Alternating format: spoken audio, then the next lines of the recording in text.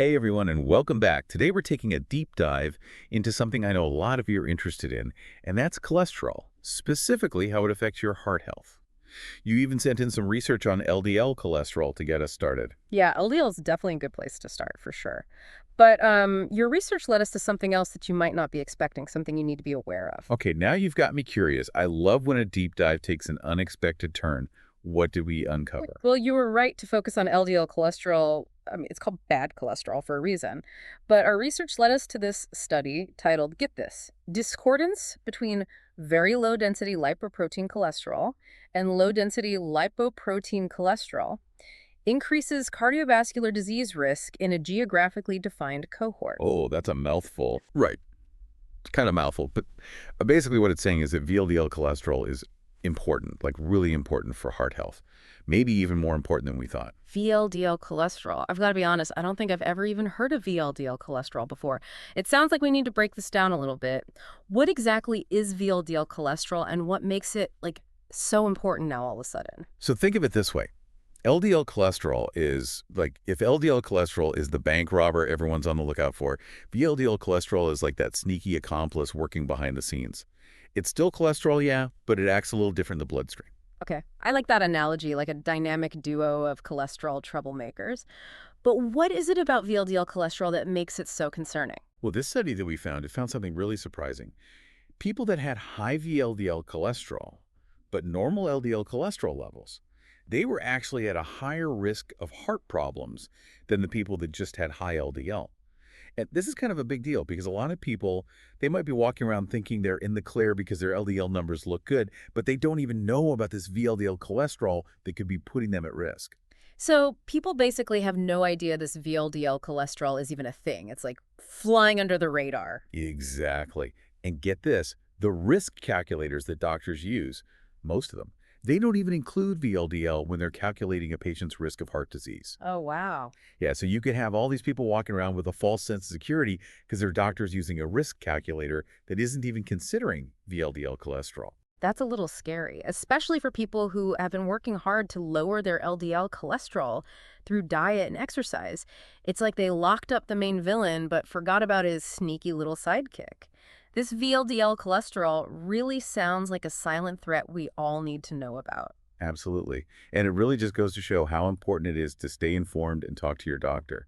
You want to make sure you're getting the most comprehensive picture of your risk. Okay, so we know that we need to be aware of this VLDL cholesterol, but where does it even come from? Is it connected to our diet in the same way that LDL cholesterol can be? That's a great question. And it's actually where this other piece of research you sent over comes in about food and how it affects your glucose levels. Oh yeah. Now I remember there was that whole part in there about fructose Yeah. and how it basically locks up your liver or something like that. Could that be related to our VLDL levels? You got it. You're putting it all together.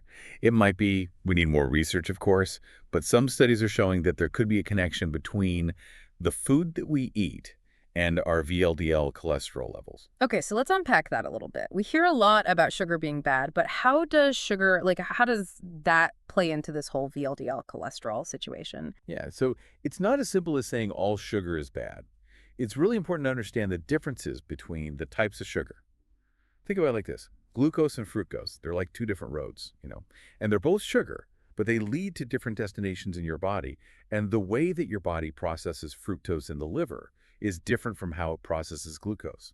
When we eat, like a ton of fructose, it can kind of overload the liver, and that can lead to increased triglyceride production. And triglycerides, remind me again how those fit in. Yeah, triglycerides are a type of fat that's found in your blood.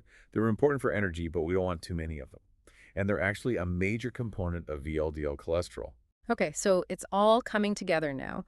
So the fructose can overload our liver. That leads to more triglycerides.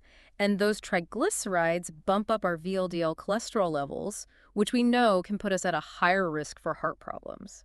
That's exactly it. And it just goes to show how everything is connected, even those little things like what you choose to eat.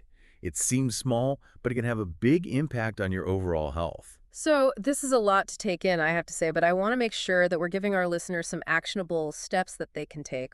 What can our listeners do with this information? Should they be talking to their doctor about getting tested for this? Absolutely. Yeah, if you're concerned about your heart health at all, And especially if you have other risk factors for heart disease, you should definitely talk to your doctor about getting your VLDL cholesterol levels checked. So that's something that might not be included in a standard cholesterol test. Right. It's not always included. You might have to specifically ask your doctor to test for it. Okay, it's really important to be your own advocate. Don't be afraid to ask for the test. And then if you find out that your VLDL cholesterol levels are high, what can you do? Yeah, so first of all, don't panic.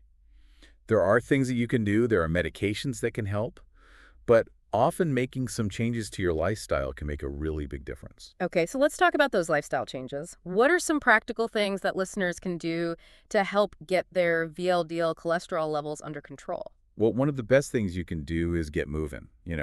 Regular exercise is not just good for your heart, it can also help manage those VLDL levels. Makes sense. I mean, getting your heart rate up is good for so many things. Exactly. But when it comes to VLDL specifically, diet plays a huge role too. Remember that connection we talked about earlier between fructose and the liver and how that can lead to higher triglyceride production? That's where diet comes in. Right, so if you cut back on sugar, that's going to help keep those VLDL numbers down. You got it. Now, I'm not saying you can never have a cookie again. It's all about finding a balance, making swaps that you can actually stick with. Like, instead of drinking a soda, have a glass of water, maybe with some lemon, or instead of reaching for that bag of chips, have some fruit or a handful of nuts. Yeah, small changes can make a really big difference in the long run. They really can. And those refined grains, like white bread and white rice, switch those out for whole grains like brown rice or quinoa. It'll be much better for your heart. So basically what we're talking about here is eating a balanced diet with lots of whole foods and not a lot of added sugar. That doesn't sound so bad. Not bad at all. And it's not about being perfect. It's just about making healthier choices, Yeah. Yeah. choices that are going to support your health in the long run. Well said. This has been a fascinating deep dive, to say the least. It really makes you realize how much power we have when it comes to our own health and how important it is to keep learning and asking questions. I mean, if this VLDL cholesterol is so important, why isn't everyone talking about it? Why isn't it part of routine blood work? It really makes you wonder what other crucial information is out there just waiting to be discovered. Absolutely. And it highlights the importance of having those conversations with your doctor, being your own advocate, and asking for the test that you need to get a full picture of your health. So true. Well, on that note, I think we're going to wrap up this deep dive. Listeners, thank you for joining us on this journey. And remember, keep asking those questions, keep learning, and keep exploring. We'll be back next week with another deep dive into a new and fascinating topic.